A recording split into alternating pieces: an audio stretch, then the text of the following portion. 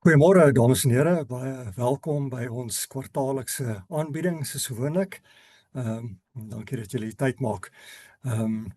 Dis soos gewoonlik 'n redelike lang aanbieding van skyfies, maar ek het dit daarom na so 100 skyfies beperk en ek hoop om nie baie langer as 'n uur besig te wees nie. So ek sal 'n redelike hoë vlak oorsig gee soos gewoonlik, maar baie van die detail sal julle konsultant of portefeuljebestuurder met julle bespreek in die vergaderings wat kom. Die formaat wat ons sal volg is ook dieselfde as elke kwartaal, so ons sal kyk na wat ons 'n kwartaal gelede gedink het, die situasie is en wat ons posisionering wat ons voorgestel het was en dan hoe dit uitgewerk het, so 'n bietjie in die performance van die kwartaal wat verby is en dan sal ons beweeg na wat ons dink vir die volgende kwartaal en die res van hierdie jaar. So as ons wegspring, wil ek julle net herinner dat ons na waardasies kyk, maar waardasies is nie 'n goeie gids van wat in die kort termyn gebeur nie. Dit sê vir jou wat jou redelike verwagtinge vir opbrengste in die toekoms kan wees, maar dit help nie met die tydsberekening nie. En om daai rede kyk ons ook na die ekonomiese kant van die saak en die besigheidssiklus of die regime waarin ons is, as mens so kan stel, want 'n mens wil bepaal of die makro situasie 'n wind van voor of 'n wind van agter is. En basies wil jy bepaal waar is jy in die siklus, besigheidssiklus, en wat is die risiko vir 'n resessie in die afsienbare toekoms? Dis miskien 'n ander manier om dit te stel. So, ons wys hierdie prentjie wat die verskillende fases van die siklus aandui elke kwartaal. En ons wil net weer eens sê dat ons sedert 2022, toe daar sekere tekens begin wys het dat daar dalk 'n verswakking in die Amerikaanse ekonomie kan wees en 'n resessie kan wees, het ons meer defensief begin beweeg met portefeuilles en ons het ook besef dat hierdie laaste fase van die mark, voor jy moontlike resessie en 'n beermark kry, kan baie lank aanhou. Enige iets soveel as tot 34 maande. Partykeer is dit kort, maar dit kan lank wees. En om daai rede het ons alreeds op daai stadium gesê, ons gaan dalk hierdie defensiewe posisie moet hou tot dalk die middel van 2025, en dis rondom die tyd waar ons nou is. So ons is nog steeds binne daardie time frame, as mens dit so kan stel. 'n ander punt wat ons ook baie oor dink en net wil noem, is dat ons dink dit vat die Amerikaanse mark nou lank om in 'n resessie in te gaan. So ons het gedink as resessie risiko, dit het nie gebeur nie. Toe op 'n stadium verlede jaar het ons gedink dinge begin bietjie beter lyk, maar nou, en ons sal net nou later daar praat, met Trump se tariewe en die handelsoorlog en die dislokasies wat plaasvind, is daar nuwe druk of weer eens verdere druk op die Amerikaanse ekonomie en daar is 'n groter kans dat dit dalk nou in 'n resessie kan ingaan. Maar boonbehalwe dit, jy weet, het ons besef die feit dat dit lank gevat het tot nou toe, het dalk daarmee te doen dat jou beweging tussen hierdie fases miskien te doen het met die mate waartoe inkomstestate en balansstate geaffekteer is in die ekonomie of verswak het deur wat gebeur het. So as mens dink aan 'n voorbeeld van 'n finansiële krisis in 2008, toe was daar ernstige skade aan balansstate van verbruikers en banke byvoorbeeld gedoen en dit het 'n lang tyd gevat vir dit om reg te kom.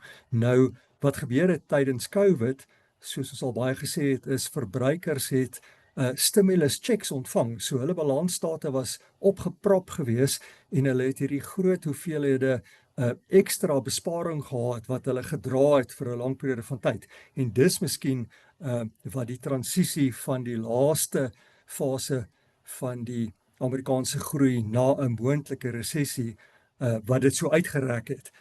Maar soos ek sê, dit wat nou intussen gebeur het of daarna gebeur het met Trump se beleid en die ontwrigting wat dit veroorsaak, dis 'n nuwe dinamika wat dalk nou progressie na 'n swakker ekonomiese situasie vir Amerika kan verhaas. en ons sal 'n bietjie meer daaroor praat. Soortgelyk met China, China se ekonomie was swak geweest, maar net om myself te herinner, swak ekonomiese groei vir China was 5% geweest, wat nog steeds goed vergelyk met westerse lande, maar by hulle eie standaarde het hulle nou 'n klomp jaar van 'n swak ekonomie beleef, en hulle het baie dinge gedoen, en doen steeds baie aan 'n beleidskant om hulle ekonomie te stimuleer, en ons sal net 'n bietjie daaroor praat, maar weer eens, dit het lank gevat vir hulle om uit 'n swakker situasie na 'n verbeterende situasie of 'n bounce toe te beweeg. En ons vermoed ook die rede hoekom dit lank vat, is omdat hulle eiendomsmark baie swak gedoen het op 'n stadium. So dit was 'n selfgeïnduseerde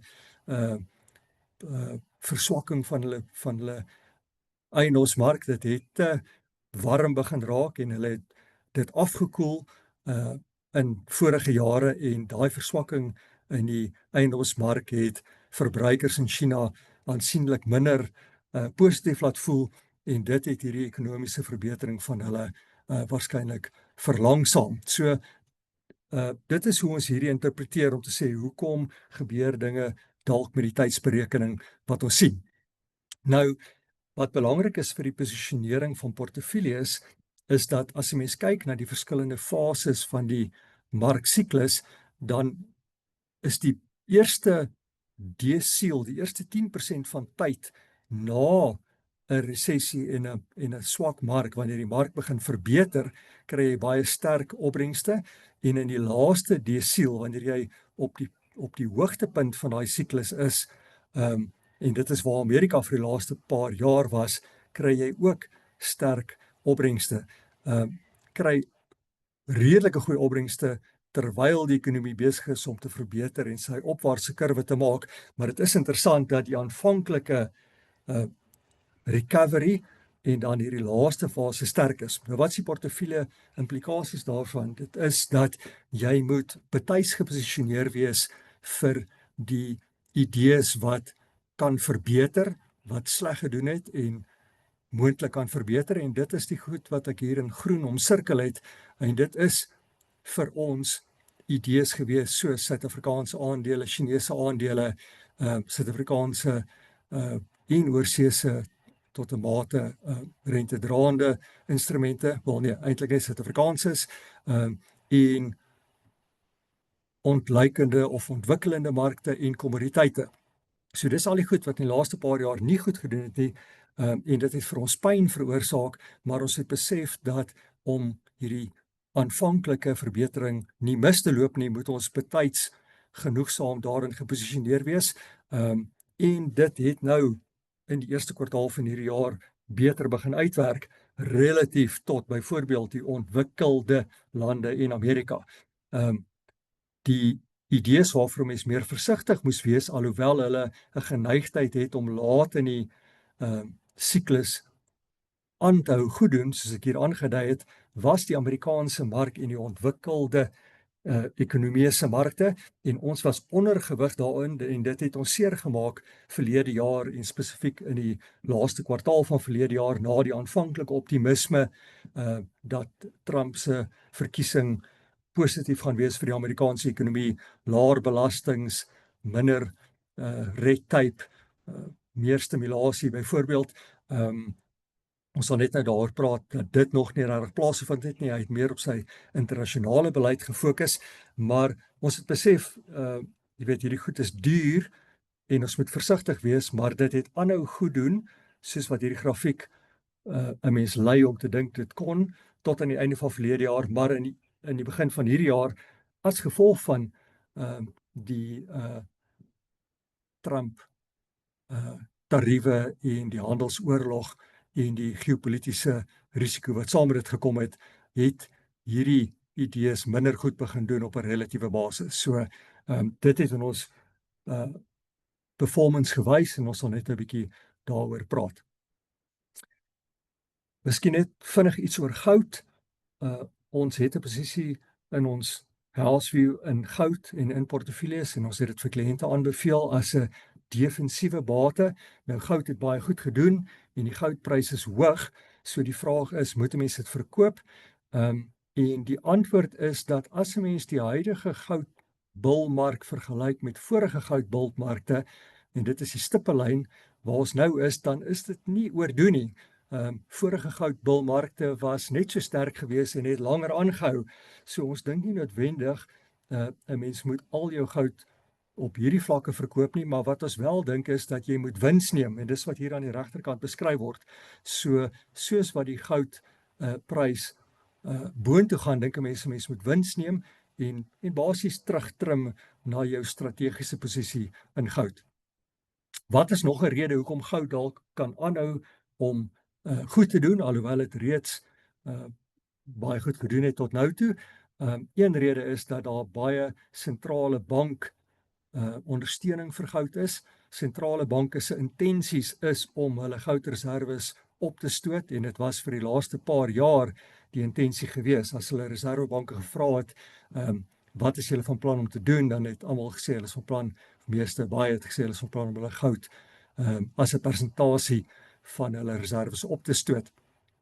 En as mens aan die onderste grafiek kyk, kan mens sien die BRICS ontwikkelende markte byvoorbeeld se goud holdings as deel van hulle reserwes is nog heelwat laer as ander lande se.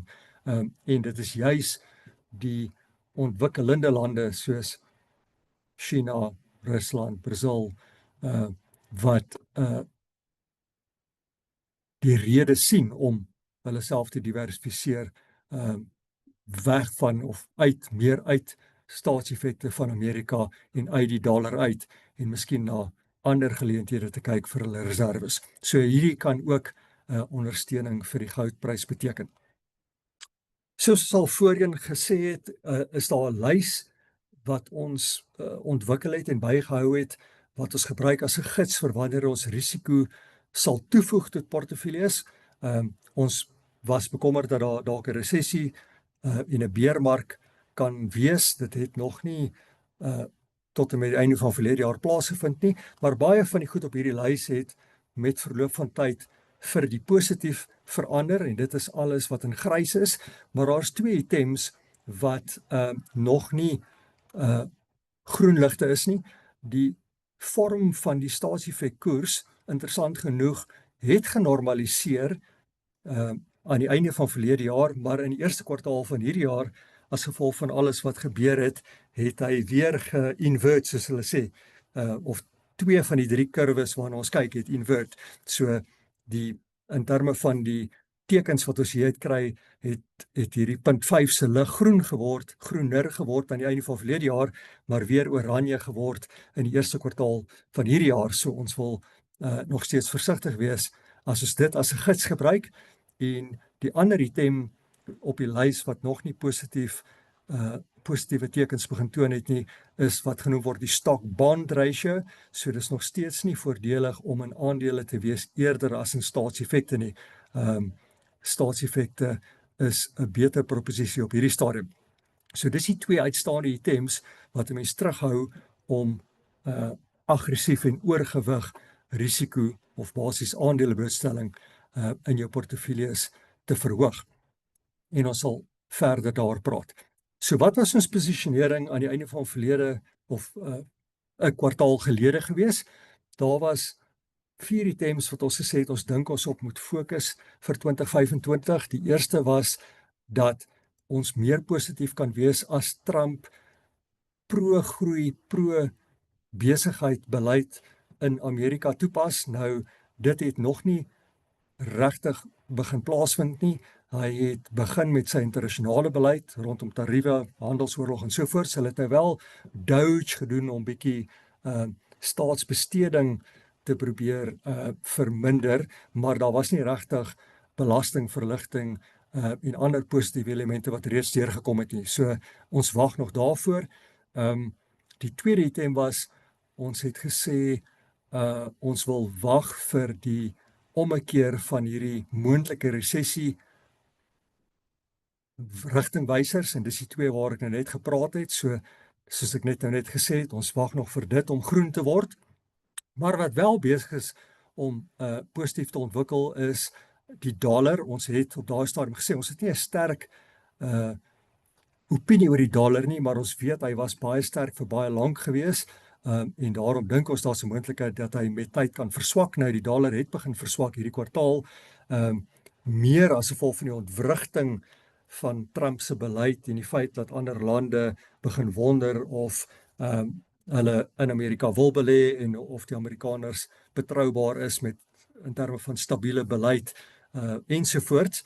So dis wat waarskynlik druk op die dollar gesit het. So daar was bietjie van daai ding wat begin gebeur het. En dan die tweede ding is ons het gesê daar's 'n moontlikheid daar 'n resessie gaan wees en dat daar 'n afwaartse markbeweging kan wees, en indien dit gebeur, dan moet ons reg wees om aandele terug te sit in portefeuilles van ons ondergewig defensiewe posisie af, om te re-risk en om dit terug te sit. Nou, ons sal in meer detail daar praat, maar toe die mark geval het, Amerikaanse mark, in die eerste kwartaal van hierdie jaar, het ons een geleentheid gekry om bietjie te begin terugkoop. Die mark het ongelukkig redelik vinnig teruggebouns, so ons het nie verdere geleentheid gekry om terug te koop nie, maar dit bly die padkaart wat ons wil volg. Indien daar 'n resessie sou kom en die mark verder of weer sou verswak, dan sal ons daai swakker mark geleenthede gebruik om ons ondergewig te verminder. En dit is presies wat hierdie skyfie van verlede kwartaal gewys het. Ons het gesê daar's verskillende opsies van wat 'n mens moontlik kan doen in die onseker omgewing. Jy kan niks doen nie, of jy kan meer defensief gaan, of jy moet reg wees as daar swakheid is om in daai swakheid te begin inkoop. Dis opsie 3 en dis die een wat ons gesê het ons wil toepas, en dit bly basies die geval. As mens alles in ag geneem het, waardasies ook, dan het ons gesê daar was 3 geleenthede waaroor ons positief is, en tussen hulle is daar nie veel te kies nie, en dit is Suid-Afrikaanse aandele, Suid-Afrikaanse rentedraende instrumente, staatseffekte wat 'n goeie koers bied, en dan ook Chinese aandele. En die rede hoekom ons sê daar's nie veel te kies tussen hulle nie, hulle het almal goeie waardasies en goeie opbrengs vooruitsigte, en weet as kliënte nie noodwendig China blootstelling wil hê nie, dan sê ons wel, as jy meer SA blootstelling wil hê, is dit 'n goeie proksie daarvoor, want die Suid-Afrikaanse mark het op sigself heelwat blootstelling tot die Chinese mark deur ons ekonomiese links met China. So dit was die geval, en julle sal aan die einde sien vir die nuwe kwartaal, vir die huidige kwartaal, bly dit nog steeds die geval. So in die eerste kwartaal het ons gedink daar is tekens dat die mark stres begin toon, en daar een manier om daarna te kyk is die kompleksiteit van die mark. As die kompleksiteit begin daal, dan word dit 'n gevaarteken, en ons het gesien dit begin naby die vlak kom waar dit dalk 'n swakker mark of 'n vallende mark kan aandui, en ons was reg gewees om daarop te reageer. En hoe ons daarop sou reageer was om te sê vir elke 10% vlak of 10% wat die S&P 500 wat die duurste mark is en waar die druk was, vir elke 10% wat dit sou val, sal ons 2,5% aandele blootstelling en spesifiek ontwikkelde of Amerikaanse aandele blootstelling terugvoeg tot portefeuilles. En hoe dit uitgewerk het is dat ons een geleentheid gekry het om dit te doen voor die mark weer teruggekom het, soos ek gesê het. Een van ons navorsingsvoorsieners, internasionale navorsingsvoorsieners, Alpine Macro, het baie dieselfde strategie. So hulle het ook gesê, soos wat die Amerikaanse mark val, is daar verskillende vlakke waar jy aandele blootstelling kan terugsit in jou portefeulje. Hulle het ook wel gesê, as die mark regtig baie val na die 4000, rondom 4000 vlak toe, dan beskuif hulle dit as die danger zone, en dan moet 'n mens besef, daar is waarskynlik baie groot skade aan die ekonomie, en dan sal 'n mens versigtig moet wees. Maar hulle het gedink, soos wat die mark val, kan jy toevoeg tot jou beleggings. Ons gebruik 'n tweede navorsingsverskaffer internasionaal en hulle naam is die Bank Credit Analyst, BCA, en hulle opinie was dat die resessie waarskynlikheid verhoog het vandat Donald Trump verkies is, want hulle het gedink hy gaan aggressiewe beleid, byvoorbeeld rondom tariewe ensovoorts toepas. So op daai stadium het hulle gesê die resessie waarskynlikheid vir Amerika word opgeskuif van 65 na 75 toe. So ek wil net die punt maak dat dit voel nie noodwendig realisties as mense daar praat dat daar nog steeds 'n groot risiko vir 'n resessie is nie, maar daar is. 'n Mens moet bewus wees daarvan die druk op die Amerikaanse ekonomie is besig om toe te neem en spesifiek ook so as gevolg van wat 'n tariefoorlog of 'n handelsoorlog nou kan beteken. Dit gaan definitief skade aan die Amerikaanse ekonomie doen. Maar BCA het ook gesê daar is 'n prys van die mark waar mens die mark moet koop. Maak nie saak hoe sleg die nuus is nie. En hulle het baie dieselfde idee dat as dit val na die 4200 vlak toe wat hulle dink moontlik is, wat 'n dramatiese val vir die S&P sal wees, op daai stadium sal 'n mens oorgewig moet gaan in Amerikaanse aandele en ontwikkelde lande se aandele. So dan in die mark ver genoeg geval en maak nie saak hoe sleg die nuus is nie, dit sal 'n prys wees waarby dit dan op 'n vorentoe basis vir jou goeie opbrengste kan gee. So wat het toe gebeur, of wat is besig om gebeur in die mark? Die Amerikaanse mark het geval die eerste kwartaal, 'n eerste koop vlak is bereik, en ons het 2,5% aandele blootstelling, internasionale aandele blootstelling teruggekoop in portefeuilles en aan ons kliënte ook aanbeveel om dit so te doen. As ons kyk na daai resessie tekens, die kurwe se vorm, dan soos ek sê, het hy genormaliseer oor die 3 kurwes wat ons dophou in die eerste kwartaal. So die lig het bietjie groener begin word, maar toe dit was in die laaste kwartaal verlede jaar en in hierdie kwartaal eerste kwartaal en sover het 2 van die kurwes nou weer teruggesak, so die lig het bietjie meer oranje begin word en daarom sê ons dink ons moet nog steeds versigtig wees en ons moet waarskynlik hierdie terugsit van risiko in die portefeuilles bietjie stadiger doen, want die eerste kwartaal van hierdie jaar was baie ontwrigtend geweest, en die tariewe en handelsoorlog gaan waarskynlik skade aan die Amerikaanse ekonomie veroorsaak en ek sal net 'n bietjie meer daar praat. Die skade is besig om gedoen te word soos wat ons praat. Dit is nog net nie in die data nie, want die ekonomiese data obviously kom bietjie later uit, maar terwyl hy Trump nou 'n 90 dae pause op van die tariewe geplaas het, is die basis 10% tarief is reeds in plek en dit is 4 keer hoër as die gemiddelde tarief wat Amerika voor Trump se verkiesing gehad het. So daar is al reeds op 'n dag-tot-dag basis heelwat hoër tariewe wat in plek is en dit is besig om 'n effek op die Amerikaanse ekonomie te hê. Dit het nog net nie regtig behoorlik in die data begin opwys nie. Die tweede item op daai lys waarna ek verwys het, die stock-bond ratio, wys ook 'n mens moet nog steeds bietjie versigtig wees.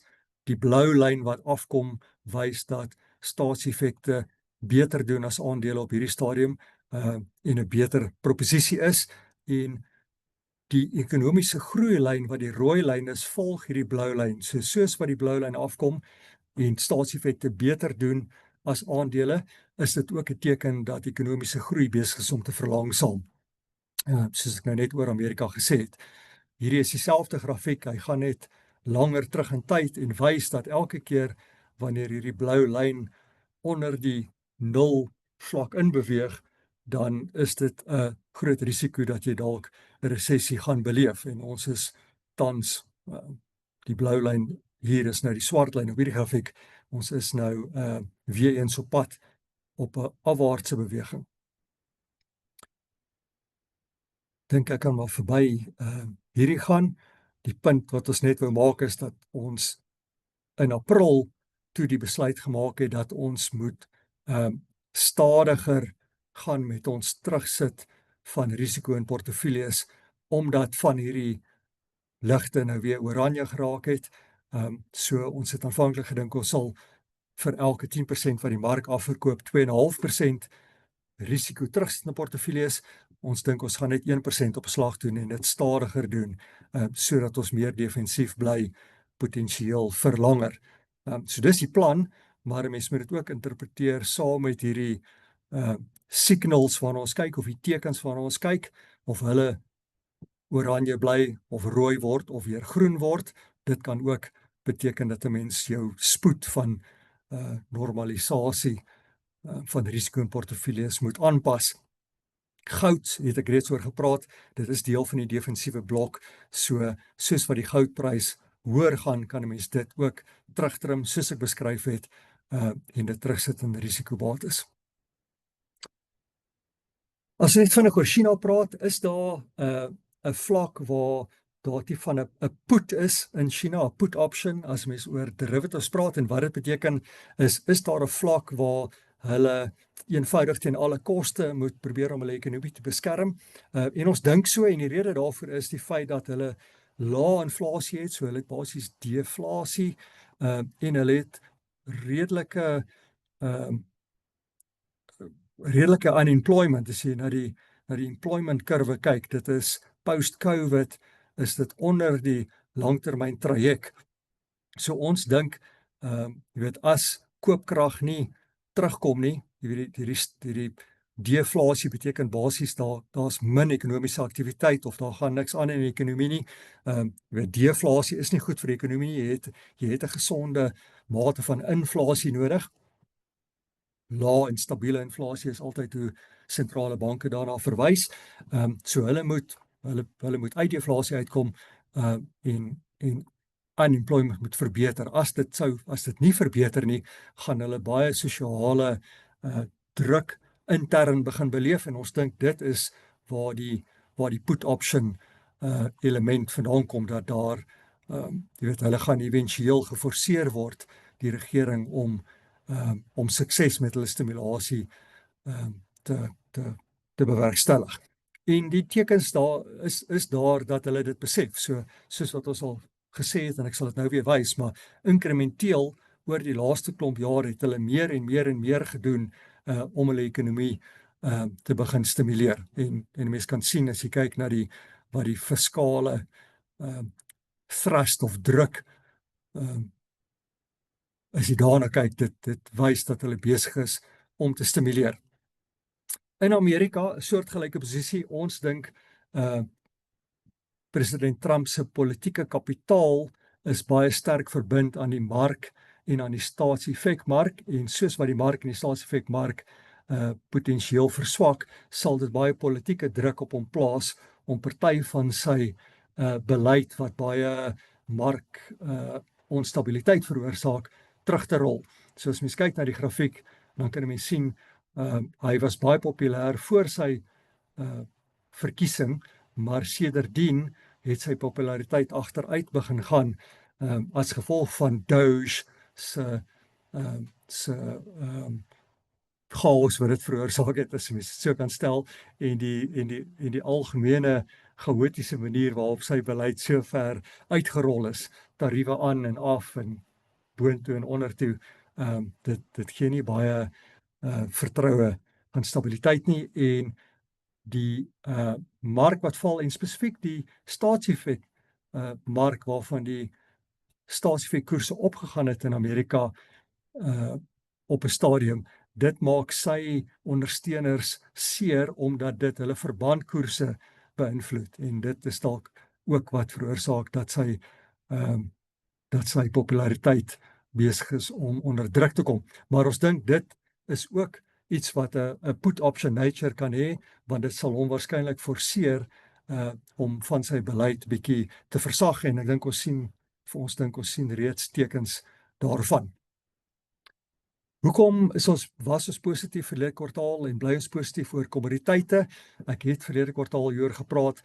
Dit gaan daaroor dat daar min investering in mynbou was in die laaste dekade en dat die prestasie van kommoditeite teenoor finansiële bates op 'n laagtepunt is, so aandele vir buite kommoditeitsmaatskappye, ander finansiële bates het baie goed gedoen, en dit is die tipe vlak waar 'n kommoditeitssiklus tipies begin en waar kommoditeite beter doen. So as mens kyk na dit wat in die verlede tekens was dat kommoditeite en kommoditeitmaatskappye beter kan doen, ons voel daai kondisies is nou weer in plek en dit maak ons positief oor kommoditeite. Goud is natuurlik anders want dit is ook 'n defensiewe bate, maar dieselfde geld ook vir industriële kommoditeite. En in Suid-Afrika is ons winsmarges van ons kommoditeitsmaatskappye nog steeds laag. Die goeie winste is besig om deur te kom, soos wat kommoditeitspryse, spesifiek goud, verbeter het in die onlangse verlede. So ons weet daar is 'n verbetering op pad wat hierdie winsgewendheid aanbetref en die goeie resultate word al reeds gepubliseer. So dit is 'n positiewe teken vir ons kommoditeite. So wat het met opbrengste gebeur in die kwartaal? Die 3 maande tot en met die einde van Maart. Dit was 'n baie interessante en 'n volatiele kwartaal gewees en op die ou einde het Amerikaanse aandele onder druk gekom as gevolg van die druk wat die tariewe en die potensiële handelsoorlog en die chaotiese beleid by die Withuis veroorsaak het. Die mark het gerebelleer en die ander idees soos goud het goed gedoen. China en Suid-Afrika, ontwikkelende markte interessant genoeg op 'n relatiewe basis, het goed gedoen of beter gedoen op 'n relatiewe basis, so ook Suid-Afrikaanse staatseffekte. So baie van die beleggingsidees wat ons seer gemaak het in die laaste kwartaal van verlede jaar, het hierdie kwartaal deurgekom. So julle sal onthou, verlede kwartaal, vir die einde van verlede jaar, het die Amerikaanse mark goed gedoen, omdat daar optimisme was na Trump se verkiesing dat hy die interne ekonomie in Amerika baie gaan stimuleer met laer belastings, minder rooi red tape, ensovoorts. Toe het die mark goed gedoen, maar die buitelandse beleid, die tariewe ensovoorts in die eerste kwartaal van hierdie jaar het toe druk op die mark begin plaas. Maar dit is goed vir ons dat daar basies 'n ommekeer van die 4de kwartaal van verlede jaar na die eerste kwartaal van hierdie jaar was en baie van ons idees het begin afbetaal. As mens kyk na beleggingsstyle, het 'n multi-styl benadering soos wat ons volg goed gewerk internasionaal. So dit het vir ons gewerk. In Suid-Afrika of lokaal het dit bietjie minder goed gewerk, maar dit was okay, as ek dit so kan stel. En interessant genoeg, die Suid-Afrikaanse style het natuurlik beter gedoen in die eerste kwartaal as die internasionale style as gevolg van wat die mark gedoen het. As mens na die 1 jaar posisie kyk, dan is die observasie dat baie van die posisies wat ons gehou het, wat ver agter was en groot pynposisies was, het nou reeds oor 'n 1 jaar basis begin om heel wat nouer te word. So alles is nog nie in the money of in die geld nie, maar ons voel ons is besig om in die regte rigting te beweeg. En as mens kyk na die 1 jaar syfers nou, dan kan 'n mens sien, goud het goed gedoen, ons het 'n posisie in goud, ons het posisies in China, dit het goed gedoen, ons het ons blootstelling tot Suid-Afrikaanse aandele na normaal toe geskuif gedurende die tweede helfte van verlede jaar, dit het goed gedoen, Suid-Afrikaanse staatseffekte het goed gedoen op 'n 1 jaar basis, en dit wat ons ondergewig was, ontwikkelde lande se aandele en Amerikaanse aandele het relatief tot hierdie ander geleenthede nie uitpresteer nie of agtergebly. Op 'n stadium oor die kort termyn in die 4de kwartaal laas jaar het dit goed gedoen, maar dit is goed om te sien dat die posisies wat ons sterk aanbeveel het en onsself in geposisioneer het as gevolg van 'n sterk eerste kwartaal van hierdie jaar ook op 'n 1 jaar basis nou begin om goed deur te kom. Wat die style aanbetref, kan 'n mens maar net weer die observasie maak dat multi-style gewoonlik in die middel van die groep inkom en dit is positief. So ons dink dis die regte ding om eerder as om een individuele styl te probeer kies en dit te probeer regkry om liewer 'n multi-styl posisie te volg. As mens kyk na Grace and Quality byvoorbeeld, dis waar die Amerikaanse tech-maatskappye tipies deurkom uit 'n styl oogpunt, maar hulle is baie duur, hulle het goed gedoen, maar ons het op 'n stadium 'n oorgewig hier gehad, toe het ons dit getrim na neutraal toe, na meer net 'n neutrale multi-styl proposisie en dit was die regte beweging gewees. So in konklusie, in groen hieronder baie van die posisies wat ons gehou het wat vir lank agter gehardloop het teenoor die Amerikaanse mark, het nou begin uitpresteer oor die laaste kwartaal en oor die laaste jaar en ons voel dit is 'n teken dat daai posisies reg was en hulle het oorwegend ook die beter waardasies, so ons dink dit is nog steeds die beter posisies om te behou vir die afsienbare toekoms.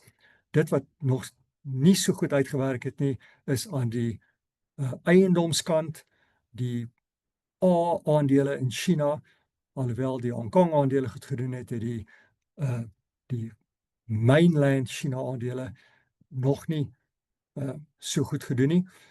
So ons wag nog daarvoor en dan klein en medium grootte maatskappye, beide in Suid-Afrika en internasionaal, se waardasies is beter as die algemene mark en as groot maatskappye, maar hulle uitprestasie het ook nog nie regtig plaasgevind nie. So ons weet waar die pynpunte is en ons hou aan om dit dop te hou, maar is goed om te sien dat baie van die punte wat pynpunte was oor die laaste paar jaar besig is om positief te verander vir ons en dit wys in die opbrengste van ons portefeuilles en van ons kliënte se portefeuilles. So ons is omtrent halfpad met die tyd.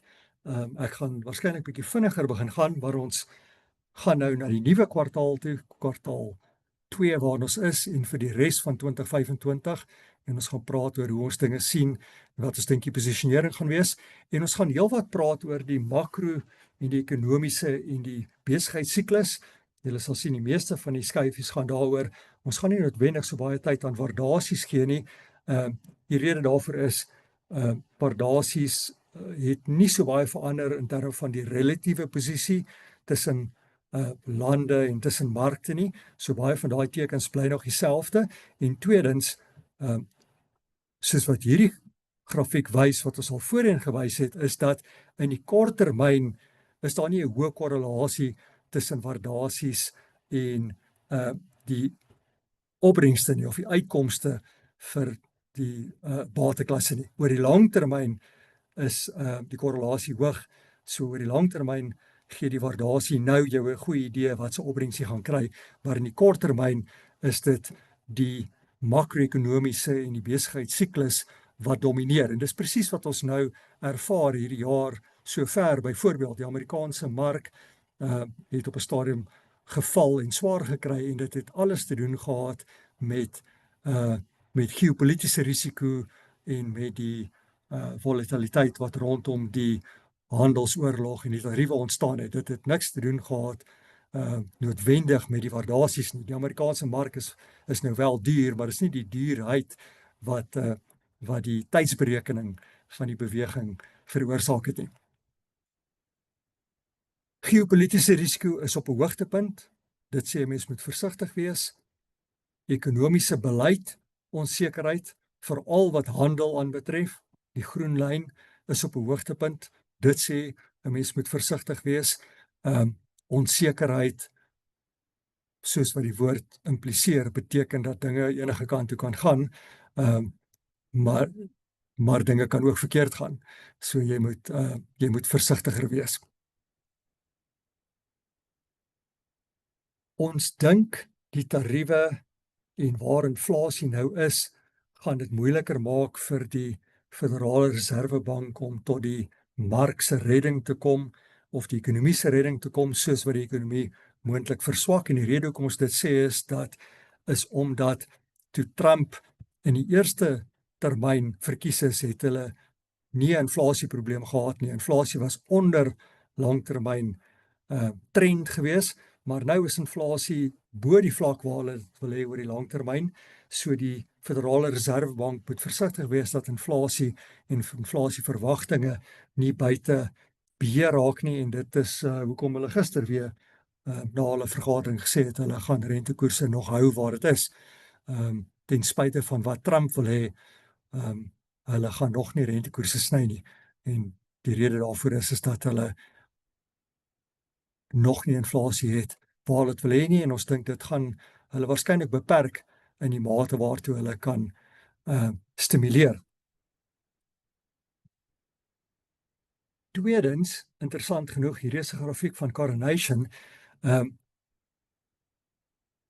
Interessant genoeg is dit so dat Amerika is 'n groot invoerder, en dis wat Donald Trump wil probeer herbalanseer, maar die konsekwensie van die huidige struktuur is dat tariewe is baie inflasionêr vir hulle, meer so as vir ander lande. So wat hierdie grafiek wys is, as hipoteties gesproke Amerika 25% tariewe éventueel op gemiddeld toepas en ander lande pas dieselfde op Amerika toe, so hulle match daai tariewe, dan gaan Amerika hoër inflasiedruk ervaar as gevolg daarvan as wat ander lande en spesifiek groot ontwikkelende lande gaan ervaar. En dit gaan hulle ook beperk, soos wat ek nou net gesê het, in terme van hoe hulle kan stimuleer.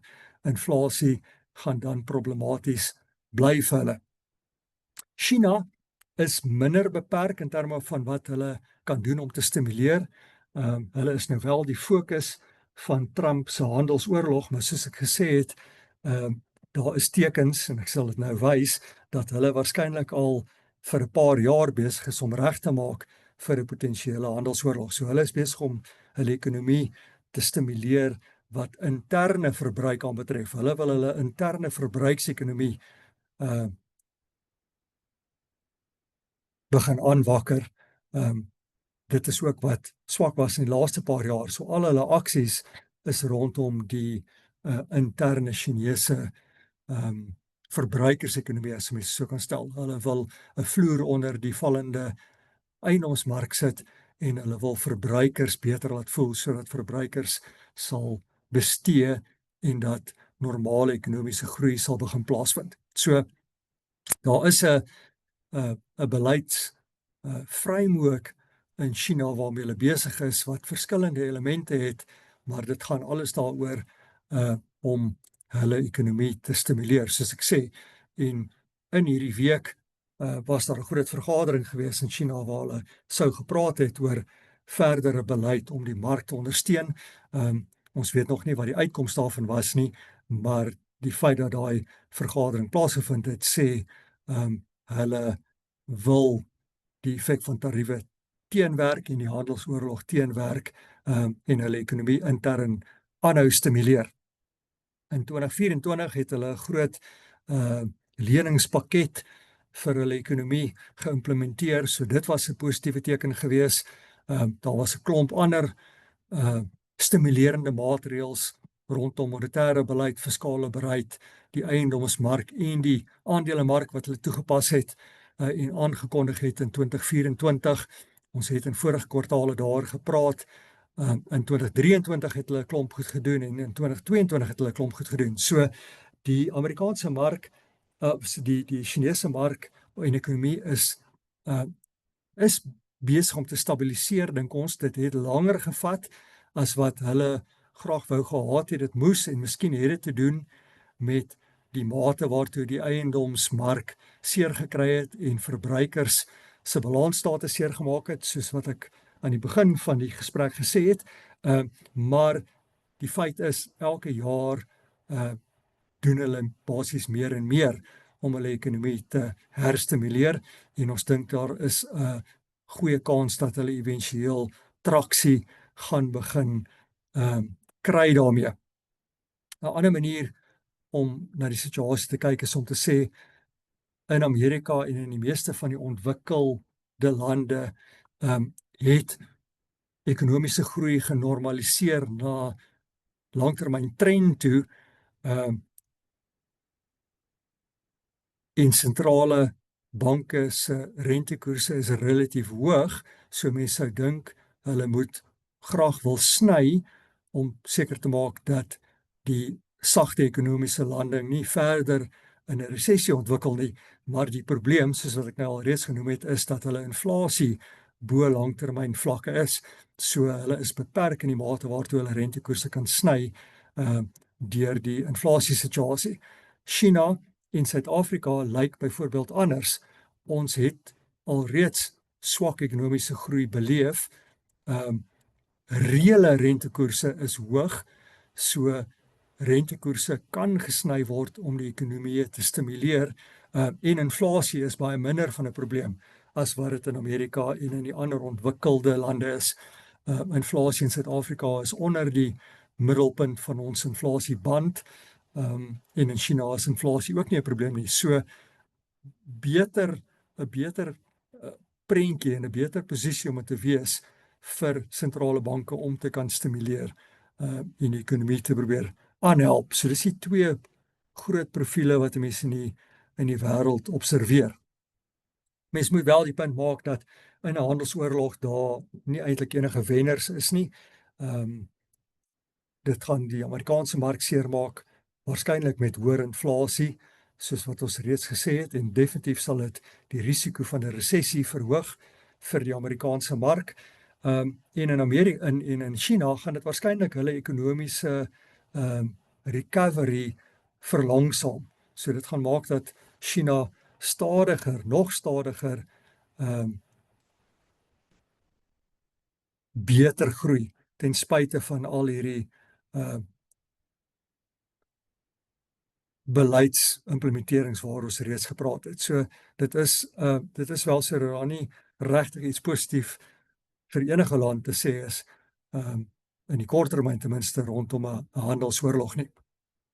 'n Ander punt om te maak oor 'n handelsoorlog of die tariewe is dat, en ek het dit reeds gesê vroeër, die skade is reeds besig om te gebeur, want daar is reeds teen 10% gemiddelde tarief op alle lande. Dis al reeds 4 keer hoër as wat die Amerikaanse tariewe was voor Trump.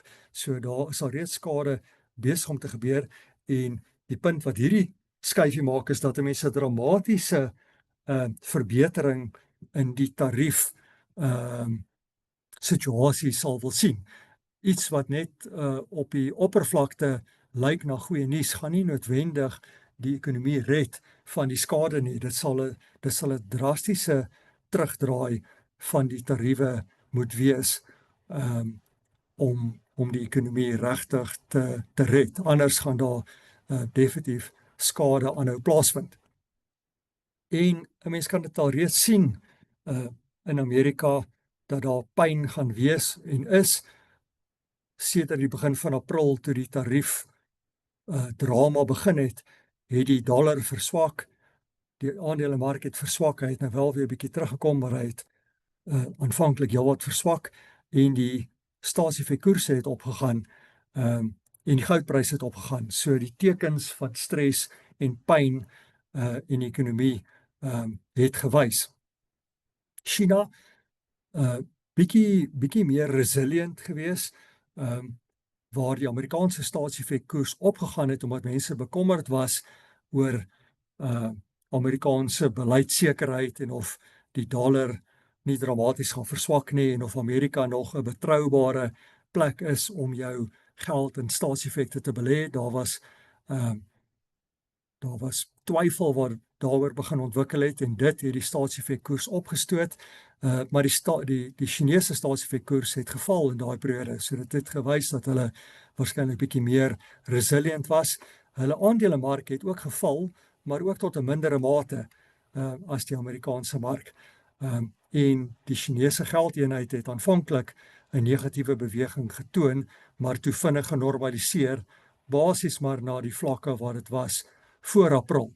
So anders as 'n dollar wat verswak het oor hierdie tyd, het die Chinese geldeenheid nie eintlik 'n permanente beweging getoon wat wys na stres nie. So dit lyk asof China sover bietjie meer resilient was, vreemd genoeg, teenoor die hele situasie as wat Amerika is. So dis vreemd dat Amerika, alhoewel dit hulle is wat die tariewe toepas, besig is om die seerste te kry.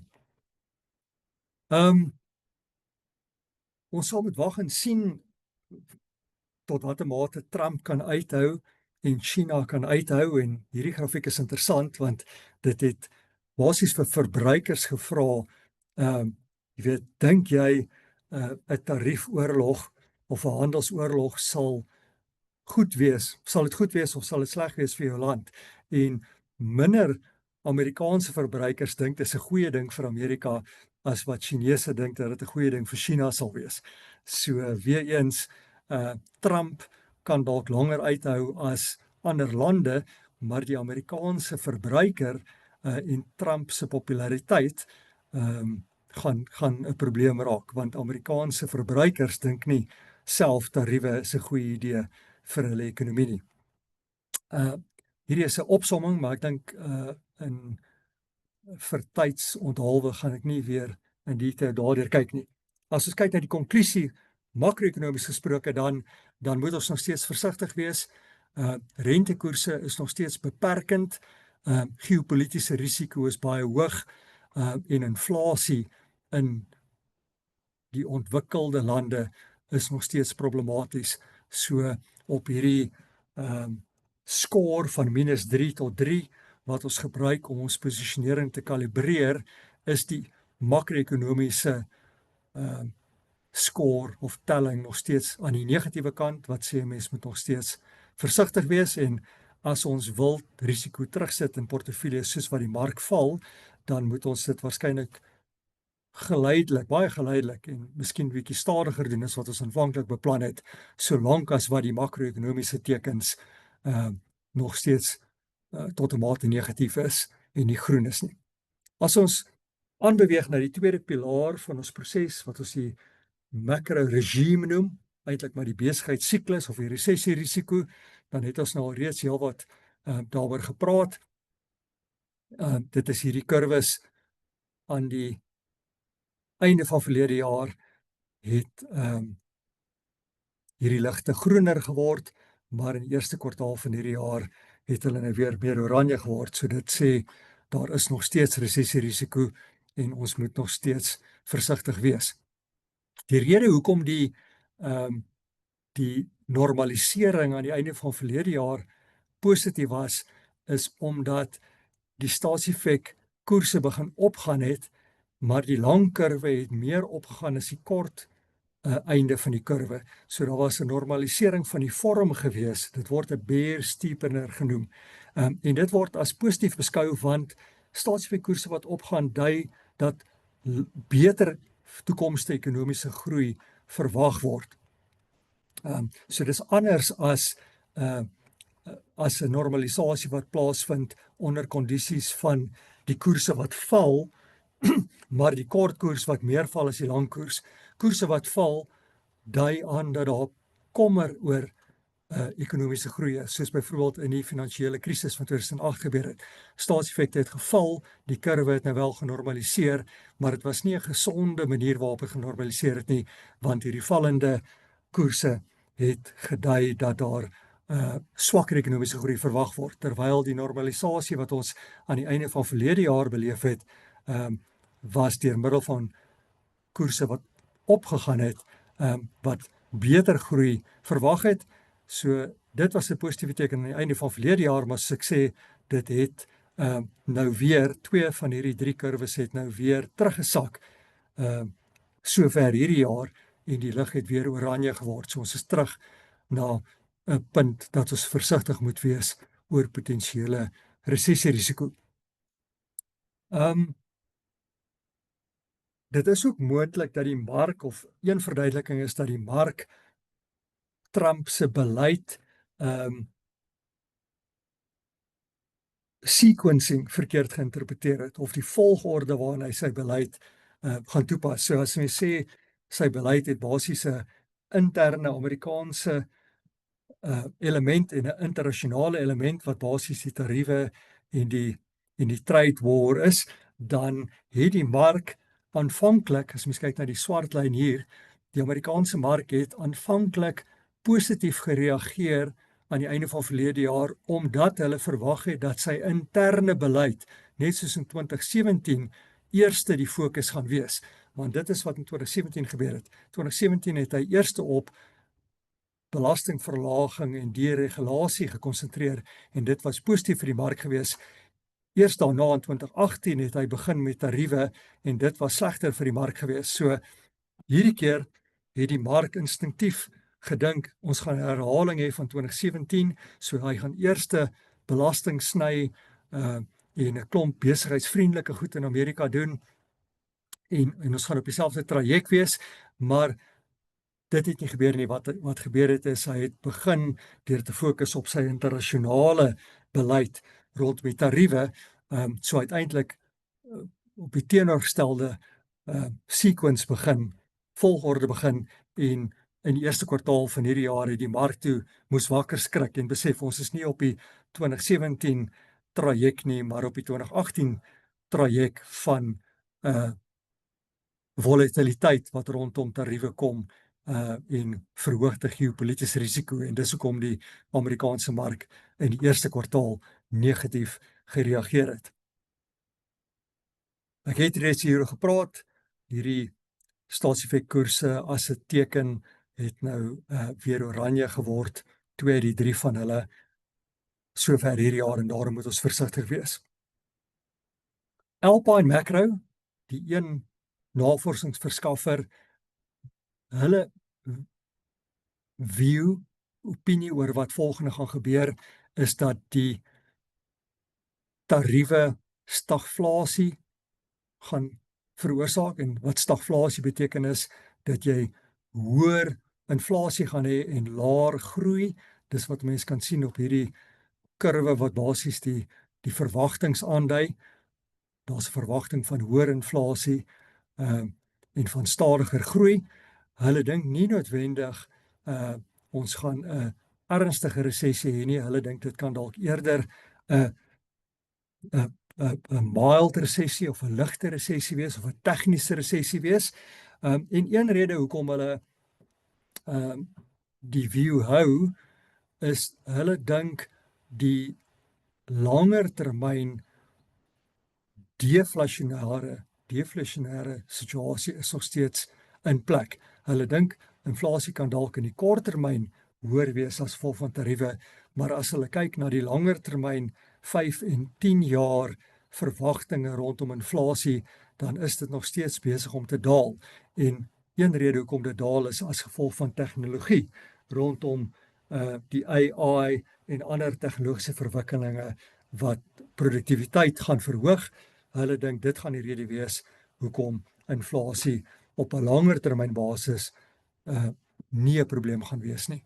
En daarom is hulle nie so negatief oor die huidige situasie nie. Hulle is basies bereid om deur die stagflasie te kyk wat hulle in die kort termyn verwag.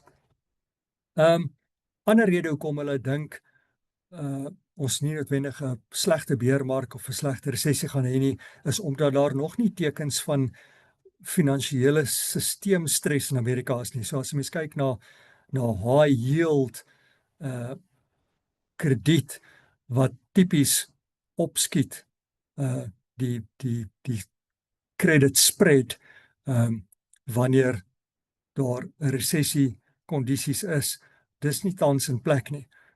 So dis kom hulle nie, Alpine Macquarie dink daar 'n ernstige resessie gaan wees nie. Daar is nog nie hierdie teken van bankstres in Amerika en korporatiewe stres wat 'n mens volgens die kredietmark kan aandui nie. So hulle het in terme van hulle uitkyk terugbeweeg na 'n oorgewig aandele blootstelling. Hulle is bereid om deur die korttermyn risiko's te kyk en op die langer termyn te fokus.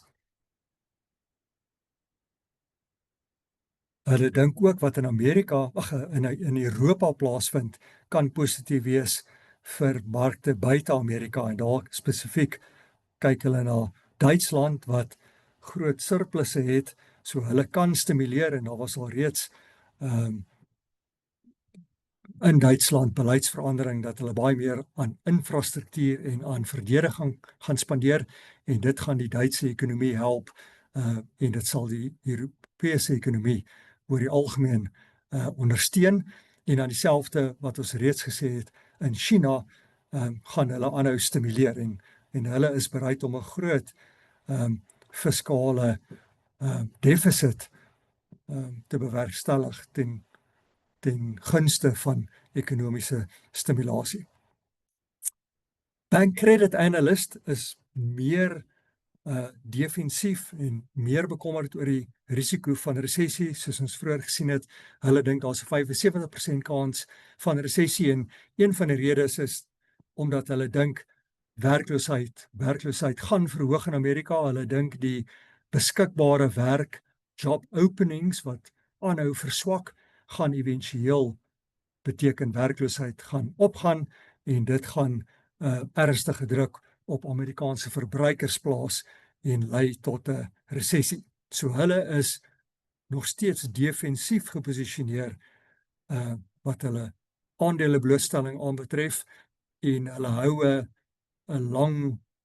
lang durasie posisie in staatseffekte.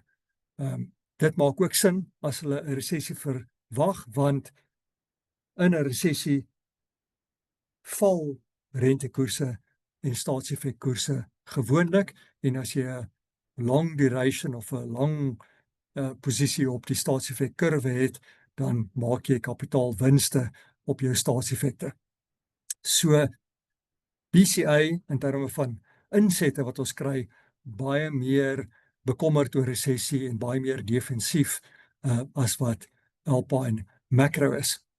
So ons kyk na ons eie werk en spesifiek na die teken wat die staatseffek kurwe se vorm vir ons wys, dan is dit nog steeds 'n negatiewe teken op 'n skaal van -3 tot 3 en dit sê ons moet nog steeds versigtig wees en ons moet nog steeds ons defensiewe blok of ons ondergewig aandele blootstelling tot 'n mate behou en eers soos wat die tekens verbeter en soos wat die mark waarskynlik dalk weer afkom, kan ons risiko terugsit. Maar mens moet nie op een slag nou neutraal of oorgewig aandele implementeer in 'n portefeulje nie. Die tekens daarvoor is nog nie daar nie. As ons aanbeweeg na die verdere pilare en ek gaan baie vinnig daardeur gaan, ons is besig om uit tyd te raak, maar wat geld eenhede aanbetref is die rand swakker as wat hy behoort te wees. Soos ons weet, ons kyk altyd na hierdie purchase power parity grafieke en die rand behoort sterker te wees as 'n mens na die teorie kyk. Wat dit beteken in terme van potensiële portefeulje impakte is dat sou die rand normaliseer na sy teoretiese vlak en dit kan ook gebeur deur 'n dollar wat verswak, nie noodwendig 'n rand wat versterk op sy eie meriete nie, dan kan die rand versterk teenoor ontwikkelde lande se geldeenhede met rondom 13%, maar nie so baie teen ontwikkelende lande nie. So teen ander emerging markets sal die rand waarskynlik nie meer baie versterk nie, maar daar is nog steeds 'n kans dat as jy oorsee sou belê in Amerika byvoorbeeld, dat die rand teen jou kan versterk en dan wind van voor kan wees vir jou oorsee beleggingsposisie en daarom is ons nie op maksimum oorsee blootstelling wat regulasie 28 toelaat nie. Ons is in die 30%, nie naby die 45% wat toelaatbaar is nie. Die redes is tweeledig of drieledig. Duur Amerikaanse en ontwikkelde aandelemarkte, 'n rand wat kan versterk, veral as die dollar sou verswak, en derdens die geopolitiese risiko, en die tariefrisiko, handelsoorlogrisiko wat moontlik dalk 'n resessie kan veroorsaak in Amerika. As mens kyk na die ekonomiese elemente wat 'n invloed op geldeenhede het, dan kan 'n mens sien Suid-Afrika het eintlik ondersteuning vir die rand. 'n voorbeeld daarvan is ons rentekoerse, korttermyn rentekoerse is hoër as meeste ander lande sin, en rentekoersdifferensiale beteken dat die land met die hoë rentekoers is natuurlik aanloklik om geld na hom toe aan te trek wat hierdie hoë rentekoerse soek, en dan kan sy geldeenheid versterk. So op 'n relatiewe basis is hoë rentekoerse ondersteunend vir jou geldeenheid. En mens kan sien tot 'n mate is dit in plek in Suid-Afrika. So die rand het bietjie 'n wind van agter. As mens kyk na Amerika, dan is dit 'n meer gemengde prentjie. Teenoor sekere lande is daar nog ondersteuning vir die dollar, maar teen ander lande, soos byvoorbeeld China, en Suid-Afrika en die UK, is daar minder ondersteuning vir die dollar. So 'n mens moet die geldeenheid bewegings in die konteks daarvan in gedagte hou. As ons baie vinnig kyk na waardasies, so ek sê die prentjie het nie soveel verander van vorige kwartale af nie, alhoewel die mark nou wel geval het en toe teruggekom het, en ander markte buite Amerika het bietjie beter gedoen, maar die waardasie prentjie in terme van wie lyk duur en wie lyk goedkoop, is nog steeds baie soortgelyk. So as ons begin met Amerika, S&P 500, en ons kyk na die equity risk premium, die aandele risikopremie, wat basies sê, word jy vergoed deur aandele te koop eerder as staatseffekte, dan lyk dit nie goed vir aandele nie. So, jy word minder goed vergoed om Amerikaanse aandele te koop op 'n vooruit basis as wat jy hulle staatseffekte sou koop. China, soortgelyk, staatseffekte in China is ook 'n goeie proposisie, nie so dramaties as Amerika nie, maar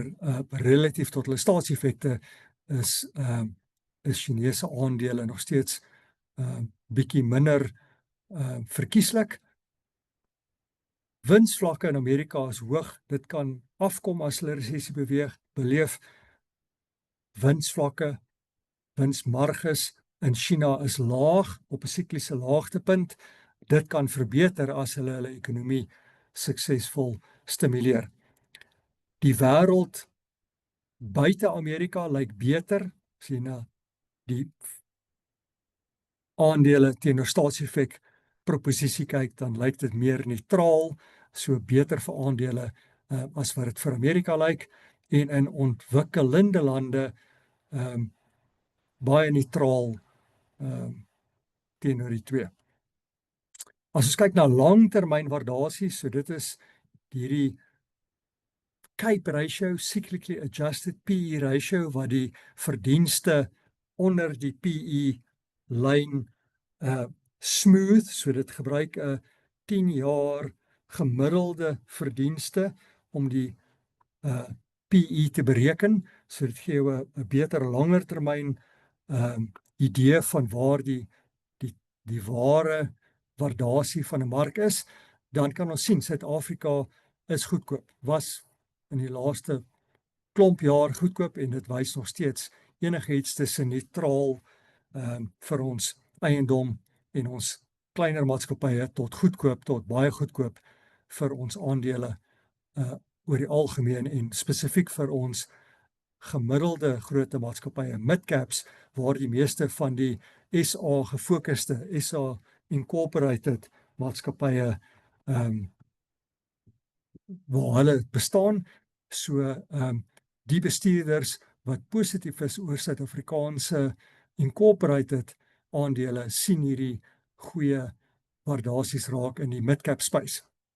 In teenstelling daarmee is ontwikkelde lande en spesifiek Amerika duur nog steeds op 'n langtermyn waardasiebasis. China lyk beter, internasionale eiendom lyk beter. As ons 'n bietjie verder af boor in die geografie, dan kan ons sien Amerikaanse kleiner maatskappye lyk beter, is goed, so ook internasionale kleiner maatskappye. Japan is neutraal gewaardeer, Europa en die Verenigde Koninkryk slightly duur, maar nie so duur soos Amerika nie, en Europese eiendom ook goedkoop. Hierdie is maar net grafieke wat dieselfde prentjie wys as die syfers wat ek nou net gewys het. So as jy mens kyk na die Cape ratio op 'n prentjie, dan sien jy die Amerikaanse mark is amper by 30, terwyl ontwikkelende markte en die ander ontwikkelde markte buite Amerika is heelwat goedkoper wat hierdie aangepaste PE aanbetref. So beter waarde buite Amerika, en dit is die konklusie dat wat oor, as mens na al die waardasie elemente kyk, prys tot boekwaarde, dividende, koerse, prys-verdienste verhoudings, as jy alles in ag neem, dan lyk Amerika en die developed markets, ontwikkelde lande, nog steeds duurder as die ontwikkelende lande en duurder as Suid-Afrika en as China. So daai prentjie bly in plek, en 'n mens kan dit verder afbreek na die sektore en na die ander geografieë, en weer eens sien 'n mens die Suid-Afrikaanse sektore lyk beter. Hier's 'n dataprobleme gewees gisteraand wat ons nog moet regmaak, maar soos wat ons op 'n vorige grafiek gesien het, Amerikaanse kleiner maatskappye en internasionale kleiner maatskappye is waar die beter waarde bestaan eerder as in die S&P 500. 'n Opsomming oor geografiese blootstelling relatief tot Suid-Afrika, lyk China beter as Suid-Afrika gewaardeer as 'n proposisie, terwyl al die ander lande duurder lyk as Suid-Afrika, en hierdie is 'n grafiek wat wys hoe dit oor tyd ontwikkel het, en die prentjie, dis hoekom ek sê die waardasie prentjie bly baie dieselfde. China is nog steeds 'n goeie proposisie teenoor Suid-Afrika, en die ander lande is nog steeds duur, alhoewel na die mark nou geval het, het die Amerika byvoorbeeld bietjie beter proposisie begin word. Dis nie meer so eksessief duur teenoor Suid-Afrika as wat dit aan die einde van verlede jaar byvoorbeeld was nie. So in opsomming, ons verkies nog steeds ondergewig tot Amerika en ontwikkelde lande. As hulle markte sou val, is dit waar ons, en hulle waardasies verbeter, is dit waar ons sal risiko toevoeg, maar vir nou hou ons die ondergewig daar, ons hou die oorgewig in ontwikkelende lande, neutraal Suid-Afrika, posisie in China, en ons hou die posisies in internasionale rentedraande blootstelling, want jy kry goeie yields daarop. Style wil ons nog steeds redelik neutraal teenoor al die style geposisioneer wees. Ons wil nie daar probeer om enkele style die tydsberekening daarvan reg te kry nie, maar mens kan wel sien dat kwaliteit en groei internasionaal duur is, terwyl waarde bietjie beter lyk en kleiner maatskappye of kleiner cap size lyk beter. So waar daar aptyd is vir kliënte, kan hulle bietjie van hulle aan die internasionale kant van hulle groei en kwaliteit blootstelling verlaag, en miskien bietjie meer waarde en kleiner maatskappye blootstelling opneem. Nou prakties gesproke, hoe doen 'n mens dit? As jy sekere aktiewe bestuurders gebruik, dan sal hulle in elk geval 'n kleiner blootstelling hê, cap size gewys, as wat die S&P 500 byvoorbeeld het. Dis net as jy 'n passive tracker gebruik, wat jy die volle mark beta gaan kry. So dit is iets wat 'n mens kan oorweeg, maar ons oor tyd is ons strategie om al die style in ons portefeuilles te representasie voor te hê en daar is spesifieke redes daarvoor. Byvoorbeeld, alhoewel kwaliteit en groei duurder is as die ander style tans, moet 'n mens ook in gedagte hou dat wanneer indien daar wel 'n resessie en 'n beermark sou wees, dan is kwaliteit die styl wat tipies beter sal doen relatief as die ander, omdat maatskappye met sterker balansstate meer kompeterende moats, soos wat hulle sê, beskerming vir hulle besighede. Hulle sit in hierdie kwaliteit bucket en as daar 'n ernstige beermark is, dan doen kwaliteit as 'n styl tipies relatief beter, maar dit is ook een van die duurder style, maar dit is 'n rede hoekom jy dit nie noodwendig moet uitskakel uit jou portefeulje nie. So, ek het reeds hieroor gepraat, ons wil redelik neutraal wees, mens kan dalk bietjie meer medium en kleiner maatskappy blootstelling opneem en waarde blootstelling opneem en bietjie wegtaal van kwaliteit en groei, maar moet dit nie heeltemal uithaal nie, want as daar 'n ernstige resessie kom, sal dit jou help. Ek gaan oor tydsredes nie veel tyd of eintlik tyd hier aan spandeer oor die bestuurders nie. Ons het meeste daarvan reeds bespreek in vorige kwartaal. Daar is 'n lys van waardebestuurders waarna mens kan kyk en 'n lys van beide plaaslike en internasionale bestuurders wat op kleiner en medium groot maatskappye fokus. So om hierdie posisies te implementeer, is daar lyste van bestuurders op ons kooplys waarna mens kan kyk. Daar is ook 'n lys van name aan die rentedraende kant wat ons gebruik om ons defensiewe blok meer te populeer. So, wat is die posisionering aanbeveling vir hierdie kwartaal en die res van 2025? Bly by opsie 3, as die mark verder val, spesifiek in Amerika, kan 'n mens risiko terugsit, aandele terugkoop in jou portefeulje. Hou hierdie lysie dop waar ons reeds gepraat het, spesifiek vir die eerste 2, as Trump terug beweeg na sy plaaslike beleid en ons begin die nuus kry van laer belastings, meer besigheidsvriendelike beleid in Amerika, dit kan positief wees vir die mark en mens moet attent wees daarop. Of alternatiefelik, as hierdie resessie tekens soos die staatseffek kurwe se vorm en die stock-bond ratio, as dit positief sou verander, dan kan mens dit ook as 'n positiewe teken neem om te begin risiko terugplaas. Maar wat die mark self aanbetref, indien die mark sou val, kan 'n mens risiko terugsit, maar ons sal dit stadiger doen as wat ons aanvanklik beplan het, tot ons weet, of beter weet, wat die effek van 'n moontlike handelsoorlog gaan wees en hoe seer dit die Amerikaanse mark kan maak. Ons het reeds gepraat oor goud, neem wins soos wat die goudprys verder opgaan. Ons is nog steeds positief, spesifiek oor 'n waardasie redes oor Suid-Afrikaanse aandele, staatseffekte, Chinese aandele, ook internasionale rentedraande posisies, staatseffekte relatief tot hulle aandelemarkte.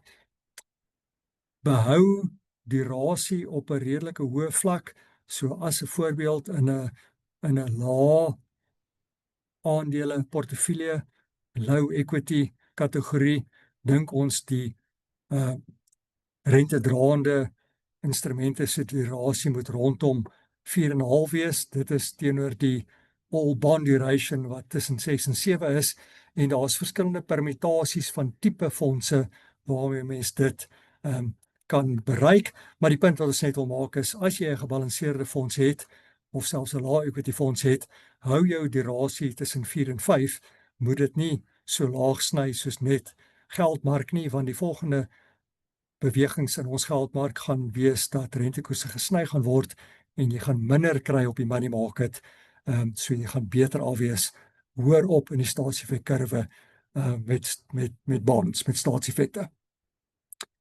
Manage jou pain trades, moenie kapituleer uit dinge wat sleg doen nie. Ons het 'n goeie les in die laaste kwartaal van verlede jaar geleer daaruit. Amerika was sterk in die laaste kwartaal van verlede jaar. Die res het agtergebly, Suid-Afrika, China ensovoorts, maar in die eerste kwartaal van hierdie jaar het dit soos handomkeer verander. So selfs al het jy besluit jy wil jou China blootstelling verlaag omdat jy bekommerd is oor handelsoorlog of wat ook al, sou dit beter gewees het om dit in stappe te doen van einde verlede jaar in hierdie jaar in. En dit is wat hierdie tabel net probeer sê. As jy 'n verandering wil maak in portefeuilles, maak dit geleidelik, want van kwartaal tot kwartaal sien ons kan die goed soos handomkeer verander, en jy kan aan die verkeerde kant daarvan gevang word. So die finale aanbevelings vir kliënte wat portefeuilles bou met gebalanseerde fondse is om daai defensiewe blok te behou. Soos wat die mark val, kan ons dit reduseer. Ons het reeds kliënte aanbeveel om, waar dit wel so hoog as 10% was, daai defensiewe blok dit met 2,5% te verlaag, en dit, as daar op tyd is, as dit byvoorbeeld 'n hybrid portefeulje is, en daar is op tyd om daai 2,5% terug te sit in ontwikkelde aandele, of andersins om dit net vir die gebalanseerde portefeuilles terug te gee, as dit 'n suiwer multiple balance portefeulje is wat net 'n gebalanseerde fondse belê. Soos wat, en as die mark sou val, dan sal ons hierdie defensiewe buffer verder aftrim en die geld teruggee vir die gebalanseerde bestuurders. Daar is ook 'n paar kliënte wat wel die aptyd vir 'n China blootstelling gehad het, en ons hou dit dan ook nog steeds vir hierdie portefeuilles. En hierdie is maar net 'n opsomming. Die defensiewe blok het geld weggevat van die gebalanseerde portefeuilles, en dit in staatseffekte of rentedraende instrumente gesit, en ons sal dit nou terugbring na die gebalanseerde portefeuilles as ons die geleentheid kry om dit te doen. Vir spesialis boublokportefeuilles waar ons op 'n baie meer spesifieke manier die taktiese bateallokasie kan beheer, wil ons iets soortgelyks doen. So ons wil, soos wat die mark val, geld terugsit. Ons behou die ondergewig in Amerikaanse en developed market equities, maar ons sal dit toevoeg daartoe of terugsit soos wat die mark val. So dit is hierdie dinamiese aandele bestuursplan waarna ons verwys.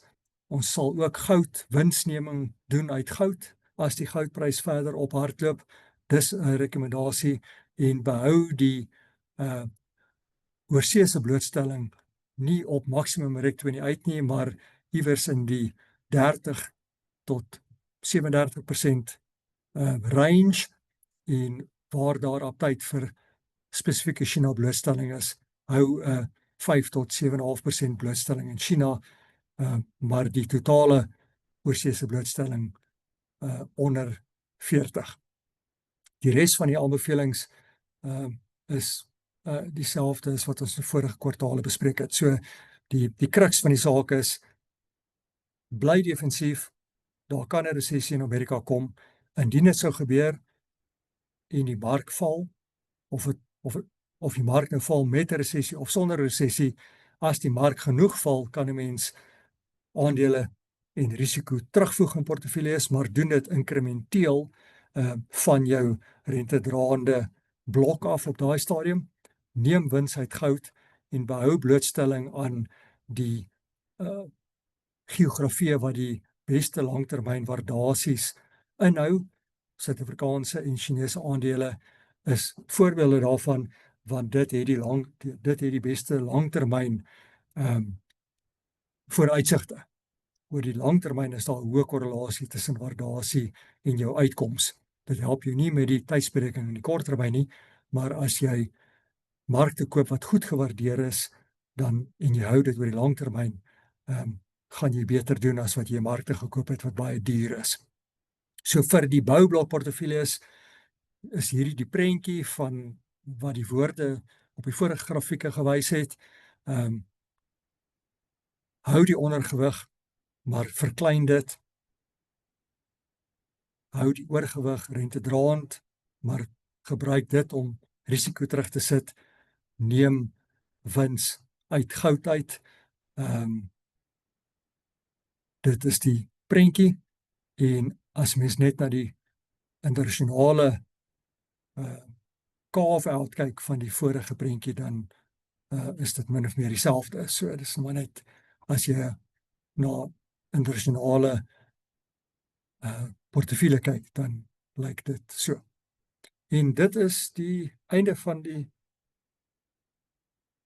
praatjie. Dit was langer as ek gedink het dit gaan wees, ongelukkig, maar ek bedank u vir u tyd en ek weet dis baie om in te neem, maar ek hoop dit was